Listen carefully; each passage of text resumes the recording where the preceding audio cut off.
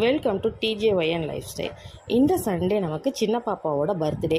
So Vinod வந்து காலையிலேயே அவளுக்கு ஒரு ட்ரெஸ் கிஃப்ட் கொடுத்துட்டா. அதை போட்டுகிட்டே வெளியில் கிளம்பிட்டு இருந்தாங்க. வெளியில் கிளம்பி போயிட்டு லஞ்சு சாப்பிட்டுட்டு அப்படியே அவுட்டிங் போகலான்னு பிளான் பண்ணிட்டு தான் போனோம். அன்னபூர்ணா ஹோட்டலில் போயிட்டு மீல்ஸ் ஆர்டர் பண்ணிட்டோம். எனக்கும் அவருக்கு. பாப்பாங்க 2 பேரும் டிஃபன் ஐட்டமே போதும்னு சொல்லிட்டாங்க. அவளுக்கு சின்ன பாப்பாவுக்கு பருப்பு பொடி பிடிக்குங்கனால அது மட்டும் ஒரு 2 வாய் வாங்கிக்கிட்டா. சாப்பிட்டுட்டு வெளியே போகலாமான்னு கேட்டால், இல்லை எனக்கு கேக் கட் பண்ணணும் அப்படின்னு சொன்னதுனால சரி கேக் வாங்கிட்டு வீட்டுக்கே போயிடலான்னு சொல்லிட்டு கேக் ஷாப்புக்கு போனோம்.